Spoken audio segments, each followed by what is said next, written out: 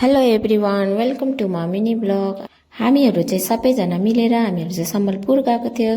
अनि सम्बलपुरको चाहिँ हामीहरू 3टा मन्दिर घुमेको थियो। अनि आगे भिडियोसम्म हेरिदिनु होला। बाटो हेर्दा हेर्दा हामी चाहिँ आधी बाटो पुग्यो, कता झार्दै कुनै थाहा छैन। तर चाहिँ त्यहाँ चाहिँ यति राम्रो फर्सीको फुल रहेछ। अनि त्यहाँ हेरेर किने हामीहरू नि हेलो हँसी मजाक गर्दै अनि रोड पार भएर फेरि हामी फेरि गाडीमा हिँडे। अनि त्यहाँदेखि बाटो हेर्दै यति राम्रो रोड बनाइसकेको रहेछ सम्बलपुरमा। अनि हामीहरू चाहिँ पुग्यो। अनि खाली खुट्टा हिँडेको नि त, पुरा पानी हिल्लो हिल्लो भएको थियो। अनि हामीहरू चाहिँ फाइनली मन्दिर पुग्यो। अनि सबैजनाले चाहिँ प्रसाद किन्यो।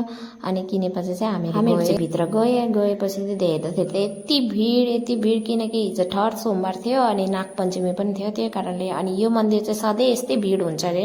हामीहरू चाहिँ कहिले नै आएको थिएन। हामीहरू चाहिँ अर्कै मन्दिर जाने भनेको थियो। अनि ड्राइभरले चाहिँ त्यो मन्दिर भन्दै यो मन्दिर पहिला पर्छ, घुमिहाल्नु भनेर गएको। हेर्नु यति भिड। यो चाहिँ पुरानो मन्दिर रहेछ नि त, 16वीं शतीबाट बनेको, राजाले बनाएको रहेछ। अनि यो चाहिँ मानेको।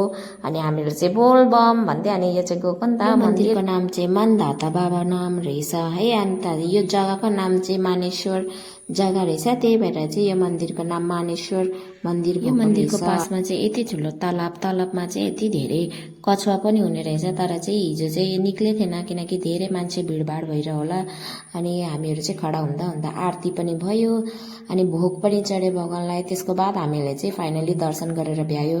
भित्र चाहिँ सुट गर्नु पाएन। अनि त्यसमा यति राम्रो शिवलिङ रहेछ, भित्र मुनि रहेछ शिवलिङ। अनि माथि चाहिँ नाग बसेको, यति राम्रो है। मन पनि शान्ति, नसोचेकोहरू पुरा हुँदाखेरि त कति खुसी हुन्छ। हामीले यो मन्दिर हामीले सुनेको पनि थिएन, हामीले देखेको पनि थिएन। अनि यहाँ चाहिँ यो शिव बाबाको मूर्तिमा चाहिँ यता चाहिँ उयो चिप्किने रहेछ बेलपत्ता। अनि यही पानीमा चाहिँ कछुवाहरू हुने रहेछ। तालाब यति ठुलो, हामी त डरले गएन। अनि हामी चाहिँ फाइनली पूजा गरेर निस्क्यौँ। हामी अर्को मन्दिर पनि जानेछ। अनि हामी अर्को मन्दिर चाहिँ उमाधुमा पुगे।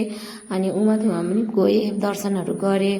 त्यता पनि भिडै नै थियो। अनि त्यहाँदेखि चाहिँ यसो फोटोसुटहरू पनि गरेँ। अनि पानी हेरेर चाहिँ डरै लाग्दो पानीहरू पुरा सिँढीको माथि आइसकेको थियो साथीहरू। अनि मैले चाहिँ बाँदरलाई चाहिँ अनि प्रसाद किन्दै थिएँ नि त, फुलदाना। अनि त्यहाँदेखि मैले सोचेको थिएँ हातमा दिन्छु, तर बाँदर हेरेर मलाई त डरै लाग्यो। भगवान् बजरङ्गबली भनेर लौ यतै छ खाऊ भनेको त टिपेर कति छिटो माथि चढेको। अनि यो चाहिँ सम्बलपुर हो होइन, कति राम्रो राम्रो बनाएको छ नि सम्बलपुरमा। फोटो यो चाहिँ समलेश्वरी मन्दिर पुग्यो हामीहरू।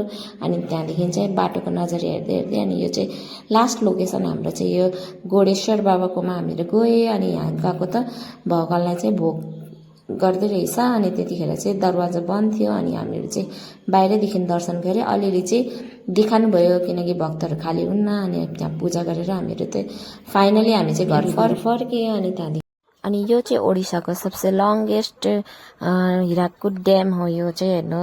अनि हामीहरू चाहिँ हेर्दै हेर्दै घर फर्के। Thank you for watching, bye by.